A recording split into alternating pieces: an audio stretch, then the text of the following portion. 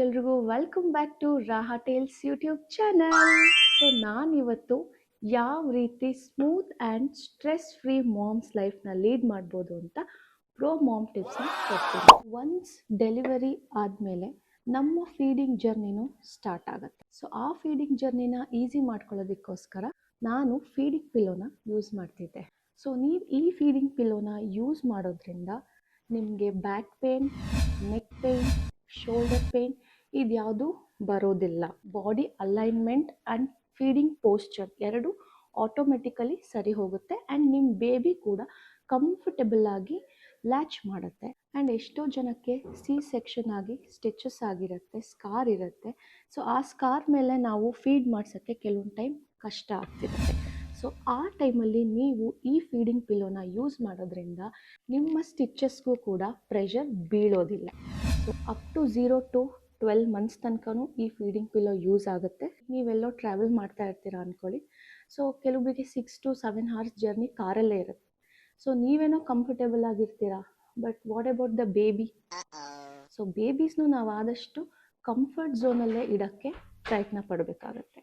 ಈ ಫೀಡಿಂಗ್ ಪಿಲ್ಲೋನ ಯೂಸ್ ಮಾಡಿ ಫೀಡ್ ಮಾಡಿಸಿದ್ರೆ ಬೇಬೀಸ್ ಕೂಡ ತುಂಬ ಕಂಫರ್ಟೇಬಲ್ ಆಗಿ ಫೀಡ್ ತಗೊಳುತ್ತೆ ಆ್ಯಂಡ್ ನಿಮಗೂ ಕೂಡ ಫೀಡಿಂಗ್ ಮಾಡ್ಸೋಕ್ಕೂ ತುಂಬ ಯೂಸ್ಫುಲ್ ಆಗುತ್ತೆ. ಸೊ ನೆಕ್ಸ್ಟ್ ಟಿಪ್ ಬಂದು how to set a sleep routine. So ಈಗ ನೀವು ಸ್ಲೀಪ್ ರೂಟೀನ್ನ ಹೇಗೆ ಸೆಟ್ ಮಾಡಬೇಕು ಪಾಪುಗಳಿಗೆ and day and night difference ಗೊತ್ತು ಮಾಡಬೇಕು. ನಮಗೇನೋ ಡೇ ಆ್ಯಂಡ್ ನೈಟ್ ಡಿಫ್ರೆನ್ಸ್ ಗೊತ್ತಿರುತ್ತೆ. ಬೆಳಗ್ಗೆ ಇದ್ದಾಗ ನಾವು ನಮ್ಮ ಆ್ಯಕ್ಟಿವಿಟೀಸ್ನ ಮಾಡ್ಕೋತಾ ಇರ್ತೀವಿ ಆ್ಯಂಡ್ ನೈಟ್ ಆದಮೇಲೆ ನಾವು ಒಂದೇ ಸ್ಟ್ರೆಚ್ಚಲ್ಲಿ ಬೆಳಗ್ಗೆ ತನಕ ಮಲ್ಕೋತೀವಿ. ಬಟ್ ಬೇಬಿಸಿಗೆ ಹೇಗೆ ಇದನ್ನು ನಾವು ಗೊತ್ತು ಮಾಡೋದು ಆ್ಯಂಡ್ ಅವಾಗ ಹೇಗೆ ಇದನ್ನು ನಾವು ರೂಢಿ ಮಾಡಿಸೋದು ಅಂತ ಹೇಳ್ತೀನಿ.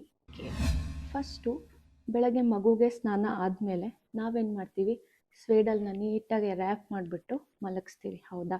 ಮಲಗಿಸಿದ್ಮೇಲೆ ನಾವು ಮಾಡೋ ಫಸ್ಟ್ ಮಿಸ್ಟೇಕ್ ಏನು ಅಂದರೆ, ಅಯ್ಯೋ ಪಾಪು ಮಲಗಿದೆ ಅಂತ ಹೇಳಿ ಮನೆಯವ್ರನ್ನೆಲ್ಲ ಸೈಲೆಂಟ್ ಮಾಡಿಸ್ಬಿಡ್ತೀವಿ. ಇದೇ ನಾವು ಮಾಡೋ ಫಸ್ಟ್ ಮಿಸ್ಟೇಕ್ ಗಾಯ್ಸ್. ಈ ಮಿಸ್ಟೇಕ್ನ ಪ್ಲೀಸ್ ಮಾಡಬೇಡಿ. ಡೇ ಡಿಫ್ರೆನ್ಸ್ ಗೊತ್ತಾಗಲೇಬೇಕು, ಲೈಟ್ ಡಿಫ್ರೆನ್ಸ್ ಗೊತ್ತಾಗಬೇಕು, ಸನ್ಲೈಟ್ ಬರಲಿ ರೂಮ್ ಒಳಗೆ, ಸೊ ದಟ್ ಅವ್ರಿಗೆ ಗೊತ್ತಾಗುತ್ತೆ ಇದು ಬೆಳಗ್ಗೆ ಅಂತ. ನೀವು ಮಿಕ್ಸಿ ಓಡಿಸಿ, ಪ್ರೆಷರ್ ಕುಕ್ಕರ್ ಆನ್ ಮಾಡಿ, ನೋ ವರೀಸ್. ಅವ್ರಿಗೆ ನಿದ್ದೆ ಬಂದರೆ ಅವ್ರು ಎಂಥದ್ದೇ ಸೌಂಡ್ ಇದ್ದರೂ ಅವ್ರು ಮಲ್ಕೊತಾರೆ. ನೀವು ಎಲ್ಲ ಸೌಂಡ್ ಕಮ್ಮಿ ಮಾಡೋದ್ರಿಂದ ಮಕ್ಕಳು ಮಲ್ಕೊತಾರೆ. No, that is totally wrong. For example, ನೀವೆಲ್ಲ ಹಾಲಲ್ಲಿ ಕೂತು ಮಾತಾಡ್ತಾ ಇರ್ತೀರಾ, ಪರವಾಗಿಲ್ಲ, ಅಲ್ಲೇ ಮಗುನ ಮಲಗಿಸ್ಕೊಳ್ಳಿ. ನಿಮ್ಮ ಮಾತು ಕೇಳಿಸ್ಕೊಂಡು ಅದಕ್ಕೆ ನಿದ್ದೆ ಬಂದರೆ ಅದು ಹಾಗೇ ಮಲ್ಕೊಳ್ಳುತ್ತೆ. ಆ್ಯಂಡ್ ನೈಟ್ ನಿಮ್ಮ ಮಲ್ಕೊಳ್ಳೋ ಟೈಮಿಂಗ್ಸ್ ಕನ್ವೀನಿಯೆಂಟ್, ನಿಮಗೆ ಹೇಗೆ ಕನ್ವೀನಿಯೆಂಟ್ ಆಗುತ್ತೋ, ಫಾರ್ ಎಕ್ಸಾಂಪಲ್ 8 ಗಂಟೆ ಇಲ್ಲ 9 ಗಂಟೆ, 10 ಗಂಟೆ ಲಾಸ್ಟ್ ಮಾಡಿ. ಸೊ 9 ಗಂಟೆಗೆ ನೀವೇನು ಮಾಡಬೇಕಪ್ಪ ಅಂದರೆ, ರೂಮ್ ಲೈಟ್ಸ್ ಎಲ್ಲ ಆಫ್ ಮಾಡಿಬಿಡಬೇಕು ಆ್ಯಂಡ್ ಪಿನ್ ಡ್ರಾಪ್ ಸೈಲೆನ್ಸ್ ಇರಬೇಕು ಮನೇಲಿ. ಸೊ ದಟ್ ಅವಾಗ ಬೇಬಿಗೆ ಯಾವ ನಾಯ್ಸು ಇರಕೂಡ್ದು. ಆದಷ್ಟು ಈ ಲೈಟ್ಸ್ಗಳನ್ನ ಅವಾಯ್ಡ್ ಮಾಡಿ ನೈಟ್ ಹೊತ್ತು. ರೂಮಲ್ಲೇ ಆದಷ್ಟು ಅವಕ್ಕೆ ಸಮಾಧಾನ ಮಾಡೋಕ್ಕೆ ಟ್ರೈ ಮಾಡಿ. ಇದು ಒಂದೇ ಸರ್ತಿ ಆಗುತ್ತೆ ಅಂತ ನಾನು ಹೇಳಲ್ಲ, ಬಿಕಾಸ್ ನಾನು ನನ್ನ ಮಗಳಿಗೆ ಇದನ್ನೇ ಫಾಲೋ ಮಾಡ್ಕೊಂಡು ಬಂದಿರೋದು. ಹುಟ್ಟಿದಾಗಿಂದನೂ ನಾನು ಇದನ್ನೇ ಫಾಲೋ ಮಾಡ್ತಾ ಇರೋದು. ನೈಟ್ 9 o'clock ಲೈಟ್ಸ್ ಆಫ್ ಆಯಿತು ಅಂದರೆ ನಾನು ಯಾವುದೇ ಕಾರಣಕ್ಕೂ ಲೈಟ್ಸ್ ಆನ್ ಮಾಡ್ತಾ ಇರಲಿಲ್ಲ. ನನಗೆ ಅರ್ಥ ಆಗುತ್ತೆ, ಕೆಲವೊಂದು ಟೈಮ್ ಡೈಪರ್ ಚೇಂಜ್ ಮಾಡೋದಿರುತ್ತೆ, ಲಂಗೋಟ್ ಚೇಂಜ್ ಮಾಡೋದಿರುತ್ತೆ, ಫೀಡ್ ಮಾಡಿಸ್ಬೇಕಾಗಿರುತ್ತೆ, ಅವು ಹತ್ತಾಗ ಏನಾಗಿರುತ್ತೆ ಅಂತ ನೋಡಬೇಕು. Yes, I understand everything, but still ಇದನ್ನು ನೀವು ನಿಮ್ಮ ಫ್ಲ್ಯಾಶ್ ಲೈಟಲ್ಲೇ ಯೂಸ್ ಮಾಡ್ಕೋಬಹುದಲ್ಲ. ಫೋನ್ ಫ್ಲ್ಯಾಶ್ ಲೈಟ್ ಯೂಸ್ ಮಾಡ್ಕೊಳ್ಳಿ. ಸಣ್ಣದಾಗಿ ನಿಮಗೆ ಕಾಣೋಷ್ಟು ಲೈಟ್ ಇದ್ದರೆ ಸಾಕು, ಬೇಬೀಸಿಗೆ ಇರಿಟೇಟ್ ಆಗಬಾರ್ದು. ಸೊ ಸಣ್ಣ ಲೈಟಲ್ಲೇ ಆದಷ್ಟು ಎಲ್ಲ ಕೆಲಸಗಳನ್ನು ಮಾಡ್ಕೊಳ್ಳಿ. 4-5 months ಬರೋ ಅಷ್ಟೊತ್ತಲ್ಲಿ ನಿಜವಾಗ್ಲೂ ನೀಟಾಗಿ ಒಂದು ಒಳ್ಳೆ ಗುಡ್ ಸ್ಲೀಪ್ ತೊಗೊತಾರೆ, ಒಂದು ಒಳ್ಳೆ ಸ್ಟ್ರೆಚ್ಚಲ್ಲಿ ಅವ್ರು ಬೆಳಗ್ಗೆ ತನಕ ಮಲ್ಕೋತಾರೆ. ಫಾರ್ ಎಕ್ಸಾಂಪಲ್, ನನ್ನ ಮಗಳು, ಅವಳು 4 months ತನಕನೂ ಒಂದು 2 o'clock 1 o'clock ತನಕ ಮಧ್ಯರಾತ್ರಿ ತನಕ ಆಟ ಆಡೋಳು, ಹಠ ಮಾಡೋಳು, ಆಮೇಲೆ ಹಾಗೆ ಮಲ್ಕೊಳ್ಳೋಳು. ಬಟ್ ಒಂದು ಸರ್ತಿ ಮಲಗಿದ್ಲು ಅಂದರೆ ಬೆಳಗ್ಗೆ 9 ಇಲ್ಲ 10 o'clock ಎದ್ದೇಳೋಳು. ನಾನೇ ಅವಳಿಗೆ ಫೀಡಿಂಗಿಗೆ ಎಪ್ಸಿ ಫೀಡ್ ಮಾಡಿಸ್ತಾ ಇದ್ದೆ. ಸೊ ಈಗಂತೂ ಲಿಟ್ರಲಿ ಅವಳು ಹೆಂಗಾಗಿದ್ದಾಳೆ ಅಂದರೆ 10-10:30 ಮಲ್ಕೊಂಡ್ಳು ಅಂದರೆ ಒಂದೇ ಸ್ಟ್ರೆಚ್ ಬೆಳಗ್ಗೆನೆ ಅವಳು ಎದ್ದೇಳೋದು. ಸೊ ಈ ಸ್ಲೀಪ್ ರೂಟೀನ್ ನೀವು ಸೆಟ್ ಮಾಡಬೇಕಾ? ಸೊ ನಾನು ಹೇಳಿರೋ ಟಿಪ್ಸ್ನ ಫಾಲೋ ಮಾಡಿ, ಖಂಡಿತವಾಗ್ಲೂ ನಿಮ್ಮ ಮಕ್ಕಳು ಒಂದೇ ಸ್ಟ್ರೆಚ್ಚಲ್ಲಿ ಮಲಗೋದನ್ನು ಕಲಿತಾರೆ. ತುಂಬ ಜನ ನಮ್ಮ ಮಕ್ಕಳು ಯಾವಾಗಲೂ ಅಳ್ತಾನೆ ಇರ್ತಾರೆ ಅಂತ ಹೇಳ್ತಾ ಇರ್ತಾರೆ. ಮಕ್ಕಳು ಯಾಕೆ ಅಳ್ತಾ ಇದ್ದಾರೆ ಅಂತ ಯಾರೂ ನೋಡಲ್ಲ. ಮಕ್ಕಳಿಗೆ ಬಾಯಿ ಇರೋದು ಇಲ್ಲ ಹೇಳಕ್ಕೆ ನಮಗೇನಾಗ್ತಿದೆ ಅಂತ. ಪೇರೆಂಟ್ಸ್ ಆಗಿ ನಾವು ಅದನ್ನು ಅರ್ಥ ಮಾಡ್ಕೋಬೇಕು. ಹೇಗೆ ಅರ್ಥ ಮಾಡ್ಕೋಬೇಕು? ಈಗ ಸ್ನಾನ ಮಾಡಿಸ್ತೀರಾ, ಬಿಸಿ ಬಿಸಿ ಬಿಸಿ ನೀರನ್ನ ಹಾಕಿಬಿಟ್ರೆ ನೀಟಾಗಿ ಒಂದು ಸ್ಟ್ರೆಚಾಗಿ ಮಲ್ಕೋತಾರೆ. ಇಲ್ಲ, ಅದೆಲ್ಲ ಸುಳ್ಳು guys. Warm water is more than enough ಚಿಕ್ಕ ಮಕ್ಕಳಿಗೆ. ಯಾಕಂದರೆ ಬೇಬಿ ಸ್ಕಿನ್ನು ತುಂಬ ಸೆನ್ಸಿಟಿವ್ ಆಗಿರುತ್ತೆ. ನೀವು ವಾರ್ಮ್ ವಾಟರಲ್ಲಿ ಸ್ನಾನ ಮಾಡಿಸಿ ಸಾಕು. ಸ್ನಾನ ಮಾಡಿಸಿದ್ಮೇಲೆ ಸ್ವೇಡಲ್ನ ರ್ಯಾಪ್ ಮಾಡೋದು ಅಷ್ಟೇ. ತುಂಬ ಟೈಟಾಗಿ ಕಟ್ಟೋದು, ಅವಕ್ಕೆ ಇರಿಟೇಟ್ ಆಗಂಗೆ ಕೈಕಾಲು ಅಲ್ಲಾಡಿಸದೇ ಇರೋ ಥರ ಕಟ್ಟೋದು ದಯವಿಟ್ಟು ಮಾಡಬೇಡಿ. ಏರ್ ಪಾಸ್ ಆಗೋ ಥರ ನೀಟಾಗೆ ಸ್ವೇಡಲ್ ರ್ಯಾಪ್ ಮಾಡಿ. ಅವರು ಕಂಫರ್ಟಬಲ್ ಆಗಿರಬೇಕು. ಬೇಬೀಸ್ ಕಂಫರ್ಟಬಲ್ ಇದ್ದಾಗ ನೀಟಾಗಿ ಮಲ್ಕೋತಾರೆ. ಸೊ ನೀವು ಫ್ಯಾನ್ ಹಾಕೋಬೋದು, 1 or 2 speed is okay. And A ಸಿನೂ ಕೂಡ ಯೂಸ್ ಮಾಡ್ಬೋದು. ಅದು ಹೇಗೆ ಅಂದರೆ 26, 27, 28 ಈ ಟೆಂಪ್ರೇಚರ್ನ ನೀವು ಮೇಂಟೈನ್ ಮಾಡ್ಬೋದು. ಆ್ಯಂಡ್ ಫ್ಯಾನ್ ಹಾಕ್ಕೊಂಡಾಗ ನೀವು ಡೈರೆಕ್ಟ್ ಫ್ಯಾನ್ಗೆ ಎಕ್ಸ್ಪೋಜರ್ ಮಾಡಬೇಡಿ ಬೇಬಿನ. ಫಾರ್ ಎಕ್ಸಾಂಪಲ್ ನೀವು ಇಲ್ಲಿ ಫ್ಯಾನ್ ಹಾಕಿದ್ದೀರಾ ಅಂದರೆ ಚೂರು ಆ ಕಡೆ ಸೈಡ್ನ ಪಾಪುನ ಮಲಗಿಸ್ಕೋಬೋದು. ಸೊ ದಟ್ ಏನೂ ತೊಂದರೆ ಇಲ್ಲ. ಯಾವಾಗಲೂ ಒಂದು ಅರ್ಥ ಮಾಡ್ಕೊಳ್ಳಿ, ಮದರ್ದು ಬಾಡಿ ಟೆಂಪ್ರೇಚರ್ ಏನಿರುತ್ತೆ ಬೇಬಿ ಬಾಡಿ ಟೆಂಪ್ರೇಚರು ಸೇಮ್ ಅದೇ ಇರುತ್ತೆ. ಇದನ್ನು ನಾನು ಹೇಳ್ತಾ ಇಲ್ಲ, ನನಗೆ ನನ್ನ ಡಾಕ್ಟರ್ ಗೈನಾಕ್ ಸಜೆಸ್ಟ್ ಮಾಡಿರೋದು ನಾನು ನಿಮಗೆ ಹೇಳ್ತಾ ಇರೋದು. ಬೇಬಿಗೆ ತುಂಬ ರ್ಯಾಷಸ್ ಆಗ್ತಾ ಇದೆ, ಯಾಕಾಗುತ್ತೆ? ಅದು ನಾವೇ ಮಾಡೋದು ಬೇಬಿ ರ್ಯಾಷಸ್ಸು. ಹೇಗೆ ಅಂದರೆ ಎಲ್ರಿಗೂ ತಲೆಯಲ್ಲಿರೋದೇನು, ಡೈಪರ್ ಹಾಕಿದ್ರೆ ರ್ಯಾಷಸ್ ಆಗುತ್ತೆ. ತಪ್ಪು. ಲಂಗೋಟಿ ಹಾಕಿದ್ರೂ ರ್ಯಾಷಸ್ ಆಗುತ್ತೆ. ಸೊ ಯಾಕಾಗುತ್ತೆ ಆ ರ್ಯಾಷಸ್? ಬೇಬಿ ಈಗ ಯೂರಿನ್ ಪಾಸ್ ಮಾಡ್ತಾ, ಮೋಷನ್ ಪಾಸ್ ಮಾಡ್ತಾ ತಕ್ಷಣವೇ ನಾವು ಚೇಂಜ್ ಮಾಡಬೇಕು. ಸೊ ಕೆಲವೊಂದು ಟೈಮ್ ಏನಾಗುತ್ತೆ, ನಾವು ಯಾವುದೋ ಕೆಲಸದಲ್ಲಿ ಬ್ಯುಸಿ ಇರ್ತೀವಿ, ನಾವು ನೋಡೇ ಇರಲ್ಲ, ಪಾಪು ಮೋಷನ್ ಪಾಸ್ ಮಾಡಿಬಿಟ್ಟಿರತ್ತೆ. ಸೊ ಆ ಟೈಮಲ್ಲಿ ಏನಾಗುತ್ತೆ, ಮೋಷನ್ ಸ್ಕಿನ್ನಿಗೆ ಟಚ್ ಆಗಿಬಿಟ್ಟು ಕೆಮಿಕಲ್ ರಿಯಾಕ್ಷನ್ ಆಗಿ ಆ್ಯಸಿಡ್ ಫಾರ್ಮ್ ಆಗುತ್ತೆ. ಸೊ ದಟ್ ಆವಾಗ ಬೇಬಿ ಸ್ಕಿನ್ ಇರಿಟೇಟ್ ಆಗಿ ರ್ಯಾಷಸ್ ಫಾರ್ಮ್ ಆಗುತ್ತೆ. ಸೊ ದಟ್ ನೀವೇನು ಮಾಡಬೇಕು ಅಂದರೆ ಪ್ರತಿ ಟೈಮು ಬೇಬೀಸ್ ಯೂರಿನ್ ಪಾಸ್ ಮಾಡಿದ ತಕ್ಷಣ, ಮೋಷನ್ ಪಾಸ್ ಮಾಡಿದ ತಕ್ಷಣ ನೀಟಾಗಿ ಅದನ್ನು ಕ್ಲೀನ್ ಮಾಡಿಬಿಟ್ಟು ವೆಟ್ ವೈಪ್ಸಲ್ಲಿ ಕ್ಲೀನ್ ಮಾಡಿ, ಇಲ್ಲ ಕೆಲವೊಬ್ರು ಮಲ್ಬಟ್ಟೆ, ಕಾಟನ್ ಬಟ್ಟೆ ಯಾವುದಾದ್ರೂ ಸಾಫ್ಟ್ ಕ್ಲೋತ್ಸ್ ಆಯಿತು ನೀಟಾಗಿ ವಾಶ್ ಮಾಡಿಬಿಟ್ಟು ತಕ್ಷಣವೇ ಚೇಂಜ್ ಮಾಡಿ. ನಿಮಗೆ ಡೈಪರ್ ಇಷ್ಟ ಇಲ್ವಾ? ಈಗ ಕ್ಲೋತ್ ಡೈಪರ್ ಅಂತ ಹೊಸದು ಬಂದಿದೆ. ಸೊ ದಟ್ ನಾನು ನನ್ನ ಮಗಳಿಗೆ ಈ ಥರ ಕ್ಲೋತ್ ಡೈಪರ್ನೇ ಯೂಸ್ ಮಾಡ್ತಾ ಇರೋದು. ಇದು ನಿಮಗೆ ಅಮೆಝಾನ್, ಫ್ಲಿಪ್ಕಾರ್ಟ್ ಎಲ್ಲ ವೆಬ್ಸೈಟ್ ಎಲ್ಲ ಆನ್ಲೈನಲ್ಲೂ ಸಿಗುತ್ತೆ. ಸೊ ದಟ್ ನೀವು ಇದನ್ನು ಕೂಡ ತರಿಸ್ಕೋಬಹುದು. ಇದು ಒಂದು 4 to 5 ಪೀಸ್ನ ಹೋಲ್ಡ್ ಮಾಡಿ ಇಟ್ಕೊಳ್ಳುತ್ತೆ. ಆದಷ್ಟು ಅವಾಯ್ಡ್ ಸಿರಪ್ಸ್ ಅಂತ ನಾನು ಹೇಳ್ತೀನಿ. ಯಾಕಂದರೆ ಈಗ ನಿಮ್ಮ ಮಗುಗೆ ಫೀವರ್ ಬಂತು ಅಂದ ತಕ್ಷಣವೇ ಸಿರಪ್ ಹಾಕ್ಬಿಡೋದು, ಎತ್ತಿದ್ದೆ ಸಿರಪ್ ಹಾಕ್ಬಿಡೋದು, ಎತ್ತಿದ್ದೆ ಪ್ಯಾರಾಸಿಟಮಾಲ್ ಸಿರಪ್ ಹಾಕ್ಬಿಡೋದು. Please don't do this. ನೋಡಿ ಫಸ್ಟು ಫೀವರ್ ಎಷ್ಟಿದೆ ಅಂತ. ಥರ್ಮೋಮೀಟರ್ ಇದೆ, ಥರ್ಮೋಮೀಟರಲ್ಲಿ ಚೆಕ್ ಮಾಡಿ. If it is more than 100 ಆಗಷ್ಟೇ ನೀವು ಜ್ವರದ ಸಿರಪ್ಪು ಹಾಕ್ಬೋದು. Otherwise no need. 100 ಒಳಗೆ ಜ್ವರ ಇತ್ತು ಅಂದರೆ ಅದು ಆಟೋಮೆಟಿಕಲಿ ಬೆಳಗ್ಗೆ ಹೇಳುವಷ್ಟಲ್ಲೇ ಸರಿ ಹೋಗುತ್ತೆ. ಅದೇನು ಹಾಕೋ ಅವಶ್ಯಕತೆ ಇಲ್ಲ. ನಿಮ್ಮ ಪೀಡಿಯಾಟ್ರಿಷಿಯನ್ ರೆಕಮೆಂಡ್ ಮಾಡಿರೋ ಸಿರಪ್ಸ್ ಇದ್ದರೆ ನೀವು ಅದನ್ನು ಹಾಕ್ಬೋದು. Vitamin D3 and iron syrup ಇವೆಲ್ಲ ನೀವು ರೆಗ್ಯುಲರ್ ಯೂಸ್ ಮಾಡ್ಬೋದು, ಅದೇನು ತೊಂದರೆ ಇಲ್ಲ. ಬಟ್ ಸಿರಪ್ ವಿಷಯಕ್ಕಂತ ಬಂದಾಗ ಸುಮ್ಮನೆ ಸಿರಪ್ ಹಾಕೋದು ಅವೆಲ್ಲ ದಯವಿಟ್ಟು ಮಾಡಿಬಿಡಿ. ಆ್ಯಂಡ್ ಈಗ ಮಗು ಮಲಗ್ತಿಲ್ಲಪ್ಪ, ಎತ್ತಿದ್ದೆ ಕೋಲ್ಡ್ ಸಿರಪ್ ಹಾಕ್ಬಿಟ್ರೆ ಮಲಗುತ್ತೆ, ಪ್ಲೀಸ್ ಅದನ್ನು ಮಾಡಬೇಡಿ. ಸೊ ನೆಕ್ಸ್ಟ್ ಪಾಯಿಂಟ್ ಬಂದು ಬೇಬಿ ಕ್ಲೋತ್ ವಾಷಿಂಗ್.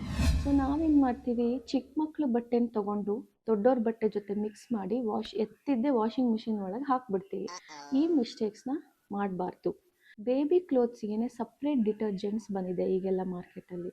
ಸೊ ಇದು ನಾನು ಯೂಸ್ ಮಾಡೋ ಬೇಬಿ ಡಿಟರ್ಜೆಂಟ್. ನಿಮಗೆ ಇದು ಆನ್ಲೈನಲ್ಲೆಲ್ಲ ಸಿಗುತ್ತೆ, ಅಮೆಝಾನ್, ಫ್ಲಿಪ್ಕಾರ್ಟ್ ಎಲ್ಲ ಕಡೆನೂ ಸಿಗುತ್ತೆ. ಸೊ ಈ ಡಿಟರ್ಜೆಂಟ್ನ ನೀವು ಯೂಸ್ ಮಾಡಿಕೊಂಡು ಬೇಬಿ ಕ್ಲೋತ್ಸ್ನ ವಾಶ್ ಮಾಡಿ. ಸೊ ದಟ್ ಬೇಬಿ ಕೂಡ ಹೈಜೀನ್ ಆಗಿರುತ್ತೆ, ಯಾವುದೇ ಥರದ ಇನ್ಫೆಕ್ಷನ್ಸ್ ಆಗೋದಿಲ್ಲ, ಸ್ಕಿನ್ ಇನ್ಫೆಕ್ಷನ್ಸ್ ಆಗೋದಿಲ್ಲ, ಸ್ಕಿನ್ ಇರಿಟೇಷನ್ಸ್ ಆಗೋದಿಲ್ಲ. ನೆಕ್ಸ್ಟ್ ಬಂದು ಸ್ಟ್ರೋಲರ್ನ ನೀವು ಬೇಬೀಸ್ ಆಲ್ಮೋಸ್ಟ್ 2 to 3 ಮಂತ್ಸ್ ಬಂದ ತಕ್ಷಣ ಯೂಸ್ ಮಾಡೋಕ್ಕೆ ಸ್ಟಾರ್ಟ್ ಮಾಡಿ. ಹೇಗಪ್ಪ ಯೂಸ್ ಮಾಡೋದು, ನಾವು ಆಚೆನೇ ಹೋಗೋಕ್ಕೆ ಬಿಡಲ್ಲ, ಬಾಣಂತಿ ಅಂತಾರೆ. ಗಾಯ್ಸ್, ಇದು ನನಗೂ ಆಗಿದೆ, ನಾನು ಇದನ್ನು ಫೀಲ್ ಮಾಡಿದ್ದೀನಿ. up to 4-5 ಮಂತ್ಸ್ ತನಕ ಬಾಣಂತಿನ ಪಾಪುನ ಎಲ್ಲೋ ಆಚೆ ಬಿಡಲ್ಲ, ಐ ಅಂಡರ್ಸ್ಟ್ಯಾಂಡ್. ಸೊ ಅದಕ್ಕೆ ನೀವು ಏನು ಮಾಡಬೇಕು ಅಂದರೆ ಸ್ಟ್ರೋಲರ್ನ ಮನೆಯಲ್ಲೇ ಓಡಾಡಿಸಿ. ಸ್ಟ್ರೋಲರಲ್ಲಿ ಬೇಬಿನ ಮಲಗಿಸ್ಬಿಟ್ಟು ನೀಟಾಗಿ ರೂಮಿಂದ ಹಾಲಿಂದ ಕಿಚನ್ ಓಡಾಡಿ. ಸೊ ದಟ್ ನಿಮಗೂ ವಾಕಿಂಗ್ ಆದಂಗೂ ಆಗುತ್ತೆ, ಬೇಬೀಸ್ಗೂ ಸ್ಟ್ರೋಲರಲ್ಲಿ ಓಡಾಡಿಸ್ದಂಗೆ ಆಗುತ್ತೆ.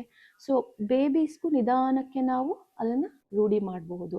ಸೊ ದಟ್ ಬೇಬಿ ಒಂದು 4-5 ಮಂತ್ಸ್ ಬರೋ ಅಷ್ಟರಲ್ಲಿ ಅದು ಸ್ಟ್ರೋಲರ್ಗೆ set ಆಗಿಬಿಟ್ಟಿರುತ್ತೆ.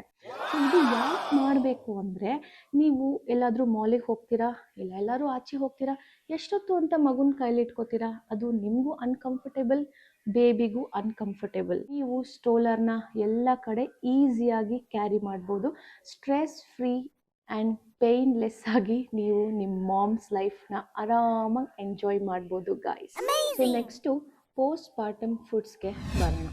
So post partum foods ಅಂದರೆ ಬಾಣಂತನದಲ್ಲಿ ನೀವು ಯಾವ ರೀತಿ ಫುಡ್ಸ್ನ ತಗೊಂಡ್ರೆ ಯೂಸ್ಫುಲ್ ಆಗುತ್ತೆ ಅಂತ ಹೇಳ್ತೀನಿ. ಫಸ್ಟು ಆಳ್ವೆ ಬೀಜ.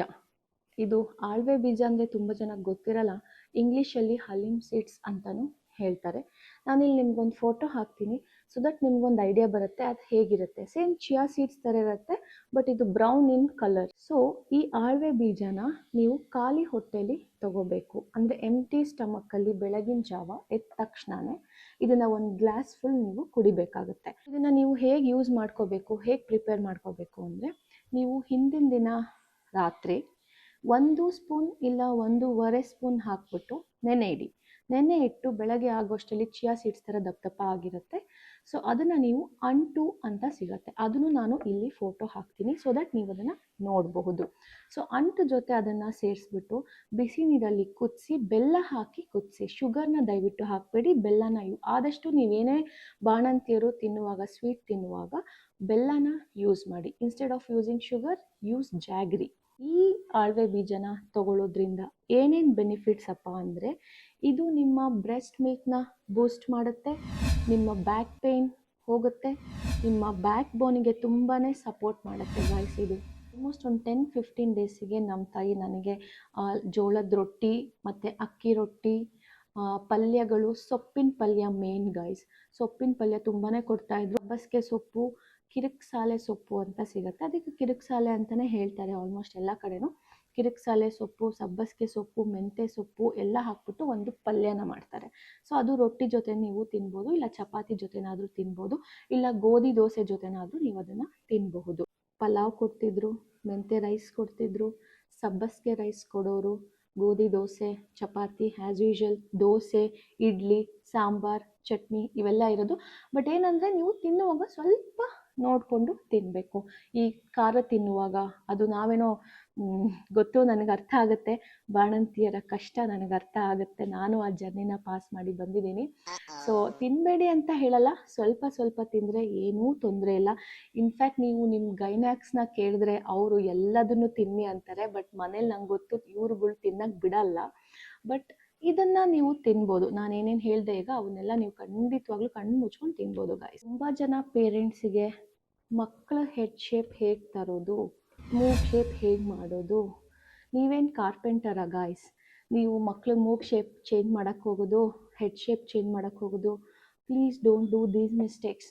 ಮಕ್ಕಳ ಹೆಡ್ಡು ತಾನೇ ಚೇಂಜ್ ಆಗುತ್ತೆ ಆಫ್ಟರ್ 2 years ಆರ್ 1 year. ಮಲಗಿಸಿ ಹಿಂದ್ಗಡೆ ತಲೆ ಚಪ್ಪಟೆ ಆಗಿರುತ್ತೆ. ಸೊ ಅದಕ್ಕೆ ತಲೆ ಕೆಡಿಸ್ಕೊಳ್ಳೋ ಅವಶ್ಯಕತೆ ಇಲ್ಲ. ಮಾರ್ಕೆಟಲ್ಲಿ, ಆನ್ಲೈನಲ್ಲಿ ಎಲ್ಲ ಈ ಥರ ಮಸ್ಟರ್ಡ್ ಪಿಲ್ಲೋ ಅಂತ ಸಿಗುತ್ತೆ. ಸೊ ದಟ್ ನೀವು ಈ ಮಸ್ಟರ್ಡ್ ಪಿಲ್ಲೋನ ಯೂಸ್ ಮಾಡಬಹುದು. ಅಲ್ಟಿಮೇಟ್ಲಿ ನಾನು ಹೇಳ್ದಂಗೆ ನಾವೇನು ಶೇಪ್ನ ಮಾಡೋಕ್ಕಾಗೋದಿಲ್ಲ, ಬಟ್ ಅಟ್ಲೀಸ್ಟ್ ಟ್ರೈ ಮಾಡ್ಬೋದು ಶೇಪ್ ಕೆಡದೆ ಇರೋ ಥರ. ಬಟ್ ಅದು ಮಕ್ಕಳು ಬೆಳೀತಾ ಅದೇನು ಜೆನೆಟಿಕಲ್ ಶೇಪ್ ಇರುತ್ತೋ ಅದೇ ಶೇಪೇ ಮಗುಗೆ ಬರುತ್ತೆ. ನಾವೇನು ಚೇಂಜ್ ಮಾಡೋಕ್ಕೆ ಸಾಧ್ಯನೇ ಇಲ್ಲ. ಅಲ್ಲ, ತುಂಬ ಅಳ್ತಿದ್ದಾವಪ್ಪ ಮಕ್ಕಳು, ನಾವು ಹೆಂಗೆ ಫೋನ್ ತೋರಿಸ್ದಂಗಿರೋಕ್ಕಾಗತ್ತೆ, ಅಥವಾ ಹೆಂಗೆ ಟಿ ವಿನ ತೋರಿಸ್ದಂಗಿರೋಕ್ಕಾಗತ್ತೆ, ಅರ್ಥ ಆಗುತ್ತೆ. ನಾನು ಆ ಫೇಸ್ನ ದಾಟ್ಕೊಂಡೇ ಬಂದಿದ್ದೀನಿ. ಬಟ್ ನಾನು ಏನು ಹೇಳೋದು ಅಂದರೆ, ನೀವು ತೋರಿಸ್ಬೇಡಿ, ಕೇಳಿಸ್ಬೋದಲ್ಲ. ನೀವು ವಿಡಿಯೋ ಡೈರೆಕ್ಟಾಗಿ ನಿಮ್ಮ ಮಕ್ಳ ಮುಂದೆ ತೋರಿಸೋದಾಗಲಿ ಅವನ್ನ ಮಾಡೋಕ್ಕೆ ಹೋಗಬೇಡಿ. ಫಾರ್ ಎಕ್ಸಾಂಪಲ್, ಈಗ ನೀವು ಫೀಡ್ ಮಾಡಿಸ್ತಾ ಇರ್ತೀರಾ, ಪಕ್ಕದಲ್ಲಿ ನಿಮ್ಮ ಫೋನ್ ಇಟ್ಕೊಳ್ಳಿ, ಹಾಡು ಹಾಕಿ, ಎನಿ ಹಾಡು, ಎನಿ ಸಾಂಗ್ ಯಾವುದಾದ್ರೂ ಹಾಕಿ, ಅವರಿಗೆ ಆ ಸಾಂಗ್ ಕೇಳಿಸ್ತಾ ಇರಿ. ಫೀಡ್ ಮಾಡಿಸಿದಾಗ, ಮಲಗಿಸಿದಾಗ ಡೈಲಿ ಮಾಡಿ. ಒಂದು 10 days ಗಾಯ್ಸ್, ನೀವು 1 ಹಾಡು ಇಲ್ಲ 2 ಹಾಡು ರಿಪೀಟೆಡ್ ಅವರಿಗೆ ಕೇಳಿಸ್ತಾ ಹೋಗಿ. ಓನ್ಲಿ ಮಲ್ಕೊಳ್ಳೋ time, whenever they are comfortable, ಅವ್ರು ಯಾವಾಗ ನಿಮ್ಮ ಜೊತೆ ಕಂಫರ್ಟ್ ಝೋನಲ್ಲಿ ಇರ್ತಾರೋ ಆ ಟೈಮಲ್ಲಿ ನೀವು ಆ ಹಾಡನ್ನ ಕೇಳಿಸ್ಬೇಕು. Any songs, Kannada songs, Hindi, English ಯಾವುದಾದ್ರೂ ಓಕೆ, ನಿಮ್ಮ ಕಂಫರ್ಟೇಬಲ್ ಲ್ಯಾಂಗ್ವೇಜ್ ಸಾಂಗ್ಸ್ನ ನೀವು ಕೇಳಿಸ್ಕೋಬೋದು. ಸೊ ಈ ರೀತಿ ಸಾಂಗ್ಸ್ನ ಮಕ್ಳಿಗೆ ಕೇಳಿಸೋದ್ರಿಂದ ಯಾವ ಥರ ಹೆಲ್ಪ್ಫುಲ್ ಆಗುತ್ತೆ ಅಂದರೆ, ಅವರು ಈ ಸಾಂಗ್ನ ಕೇಳಿ ಅವ್ರಿಗೆ ಎಲ್ಲೋ ಕೇಳಿದ್ದೀವಿ, ಕಂಫರ್ಟ್ ಝೋನ್ ಆಲ್ರೆಡಿ ಬಿಲ್ಡ್ ಆಗಿಬಿಟ್ಟಿರುತ್ತೆ. ಈಗ ನೀವೆಲ್ಲೋ ಆಚೆ ಹೋಗಿರ್ತೀರಾ, ನೀವಿರಲ್ಲ ಆ ಟೈಮಲ್ಲಿ, ಯಾರೋ ನಿಮ್ಮ ಪೇರೆಂಟ್ಸು ಎತ್ಕೊಂಡಿರ್ತಾರೋ ಅಥವಾ ನಿಮ್ಮ ಕಸಿನ್ಸೋ ಇನ್ಯಾರೋ ಎತ್ಕೊಂಡಿರ್ತಾರೆ, ತುಂಬ ಜೋರಾಗಿ ಅಳಕ್ಕೆ ಸ್ಟಾರ್ಟ್ ಮಾಡ್ತಾರೆ. Just play this song guys. ಅವ್ರು ಯಾಕೆ ಸುಮ್ಮನಾಗಲ್ಲ ನಾನು ನೋಡ್ತೀನಿ. ನನ್ನ ಮಗಳಂತೂ ಹಾಗೆ ಮಾಡೋದು, ನಾನು ಹಾಗೆ ಕಲಿಸಿರೋದು ಅವಳಿಗೆ. ಸೊ ಅವಳಿಗೆ ನಾನು ಏನು ಮಾಡಿದ್ದೀನಿ, ಸಾಂಗ್ ಕೇಳಿಸಿ ರೂಢಿ ಮಾಡಿದ್ದೀನಿ. ಸೊ ದಟ್ ನಾನಿಲ್ಲ ಅಂದ್ರೆ ನಮ್ಮ ಅತ್ತೆನೋ ನಮ್ಮ ಮಾವನೋ ನಮ್ಮ ಅಪ್ಪ ಅಮ್ಮ ಯಾರಾದರೂ ಎತ್ಕೊಂಡು, ನಮ್ಮ ಅಕ್ಕ ಭಾವ ಯಾರೇ ಎತ್ಕೊಂಡ್ರು ತುಂಬ ಅಳ್ತಿದ್ದಾಳಪ್ಪ ಅಂದ ತಕ್ಷಣ ಆ ಸಾಂಗ್ ಪ್ಲೇ ಮಾಡಿದ ತಕ್ಷಣವೇ, ಬೇಕಾದ್ರೆ ಅದು ಒಂದು ಸರ್ತಿ ವೀಡಿಯೋ ಮಾಡಿ ಎಲ್ಲಾದರೂ ಯಾವುದಾದ್ರೂ ಒಂದು ಬ್ಲಾಗಲ್ಲಿ ಹಾಕಕ್ಕೆ ಟ್ರೈ ಮಾಡ್ತೀನಿ. ಎಷ್ಟು ನೀಟಾಗಿ ಆ ಸಾಂಗ್ ಕೇಳಿದ ತಕ್ಷಣ ಅವ್ರು ಸುಮ್ಮನಾಗ್ತಾರೆ ಗೊತ್ತಾ. ಯಾಕೆ ಸುಮ್ಮನಾಗ್ತಾರೆ ಅಂದರೆ ಗಾಯ್ಸ್, ನಾವು ಅಷ್ಟು ಕಂಫರ್ಟ್ ಝೋನ್ನ ಅವ್ರಿಗೆ ಮುಂಚೆ ಕೊಟ್ಟಿರ್ತೀವಿ. ಫೀಡ್ ಮಾಡಿಸುವಾಗ, ಮಲಗಿಸಿದಾಗ ಅವ್ರ ಸಾಂಗ್ ಕೇಳಿ ಕೇಳಿ ಕೇಳಿ ಅವ್ರಿಗೆ ರೂಢಿಯಾಗಿ ಏನಾಗಿರುತ್ತೆ, ಸೊ ಆ ಹಾರ್ಟ್ ಬಂದ ತಕ್ಷಣ ಓ ನಾವೆಲ್ಲೂ ಹೋಗಿಲ್ಲ, ಅಮ್ಮ ಇಲ್ಲ ಅಂದರೂ ಪರವಾಗಿಲ್ಲ, ಇದಿದೆ, ಯಾರೋ ಇದ್ದಾರೆ ಅನ್ನೋ ಥರ ಅವ್ರಿಗೆ ಫೀಲ್ ಆಗುತ್ತೆ. ಸೊ ದಟ್ ನೀವು ಈ ಥರ ರೂಢಿ ಮಾಡ್ತಾ ಹೋಗಿ, instead of showing some rhymes. ಮಕ್ಕಳು ಅತ್ತ ತಕ್ಷಣ ನಾವೇನು ಮಾಡ್ತೀವಿ, ಸೀದಾ ಹಾಸ್ಪಿಟಲ್ ಬ್ಯಾಗ್ ಹಾಕ್ಕೊಂಡು ಹಾಸ್ಪಿಟಲಿಗೆ ಓಡ್ಬಿಡ್ತೀವಿ. ಅದನ್ನು ನಾವು ಮಾಡಬಾರ್ದು. ಯಾಕೆ ಅಂತ ಹೇಳ್ತೀನಿ ಕೇಳಿ. ಮಕ್ಕಳು ತುಂಬ ಅಳ್ತಾ ಇದ್ದಾರೆ, ಹಾಸ್ಪಿಟಲಿಗೆ ಕರ್ಕೊಂಡು ಹೋದ ತಕ್ಷಣ ಕೆಲವೊಂದು ಮಕ್ಕಳು ಅಳೋದನ್ನೇ ನಿಲ್ಲಿಸ್ಬಿಡ್ತಾರೆ. ಹೇಗೆ, ನನಗೂ ಇದು ಗೊತ್ತಿರಲಿಲ್ಲ. ನನ್ನ ಹಾಸ್ಪಿಟಲಲ್ಲಿ ಒಬ್ಬರು ನರ್ಸ್ ನನಗೆ ಇದನ್ನು ಹೇಳಿದ್ರು, ಆವತ್ತೇ ನನಗೆ ಗೊತ್ತಾಗಿದ್ದು. ಸೊ ಇದು ನಿಮಗೂ ಗೊತ್ತಾಗಲಿ, ಅದು ನಿಮಗೂ ಹೆಲ್ಪ್ಫುಲ್ ಆಗಲಿ ಅಂತ ನಾನು ಈ ಟಿಪ್ನ ಹೇಳ್ತಾ ಇದ್ದೀನಿ. ಒಂಚೂರು ಮನೆಯಿಂದ ಆಚೆ ಕಡೆ ಕರ್ಕೊಂಡು ಹೋಗಿ, ಸೊ ಹೊರಗಡೆ ಗಾಳಿ ಬೆಳಕು ತೋರಿಸಿ, ಆಕ್ಸಿಜನ್ ಸಿಗುತ್ತೆ ಮಕ್ಕಳಿಗೆ, ಸ್ವಲ್ಪ ಫ್ರೀಯಾಗಿ ಉಸಿರಾಡ್ತಾರೆ ಅವರು. ಮನೆಯಲ್ಲೇ ಈ ಕೂರಿಸಿ ಅವಕ್ಕೂ ಸಫಕೇಟ್ ಆಗಿಬಿಟ್ಟಿರುತ್ತೆ ಗಾಯ್ಸ್. ಈಗ ನೀವೇ ನೋಡಿ, ಒಂದಿನ ಬೆಳಗ್ಗೆ ಇಡೀ ಮನೆಯಲ್ಲೇ ಇರಬೇಕು ಅಂದರೆ ನಿಮ್ಗೆ ಹೇಗಾಗುತ್ತೆ. ಸೊ ಮಕ್ಕಳು ಹಾಗೆ, ನಾವು ಅಟ್ಲೀಸ್ಟ್ ಇನ್ನೂ ಎಲ್ಲ ಕಡೆ ಓಡಾಡ್ತಿರ್ತೀವಿ. ನಾವು ಮಕ್ಕಳನ್ನ ಸ್ಟಾರ್ಟಿಂಗ್ ಹುಟ್ಟಿದಾಗ ಏನು ಮಾಡ್ತೀವಿ, ಒಂದು ಕಡೆ ಒಂದು ಮೂಲೆಯಲ್ಲಿ ಒಂದು ರೂಮಲ್ಲಿ ಹಾಕಿ ಮಲಗಿಸಿದ್ರೆ ಮುಗೀತು, ಲಾಕ್. ಆ ತಪ್ಪನ್ನ ಮಾಡಬೇಡಿ. ಹಾಲಿಗೆ ಕರ್ಕೊಂಡು ಬನ್ನಿ, ಮಲಗಿಸಿ, ಸ್ವಲ್ಪ ಗಾಳಿ ಬರಲಿ, ಕಿಟಕಿ ತೆಗೀರಿ, ಗಾಳಿ ಫ್ರೆಶ್ ಏರ್ ಬರಲಿ ಮಕ್ಕಳಿಗೆ. ಸೊ ದಟ್ ಅವ್ರು ಅವಾಗ ಕ್ರ್ಯಾಂಕೀಸ್ ಆಗಲ್ಲ. ಸೊ ಇದಿಷ್ಟು ನನ್ನ ಕಡೆಯಿಂದ ಇವತ್ತು ನಿಮಗೆ ಪ್ರೋ ಟಿಪ್ಸ್ ಕೊಟ್ಟಿದ್ದೀನಿ ಅಂತ ಅನ್ಕೋತೀನಿ. ಸೊ ಐ ಹೋಪ್ ನಿಮಗೆ ಈ ವಿಡಿಯೋ ಇಷ್ಟ ಆಗಿದೆ ಅಂದ್ಕೊಂಡಿದ್ದೀನಿ. ಇಷ್ಟ ಆಗಿದ್ದಲ್ಲಿ ಲೈಕ್, ಶೇರ್, ಸಬ್ಸ್ಕ್ರೈಬ್ ಮಾಡಿ.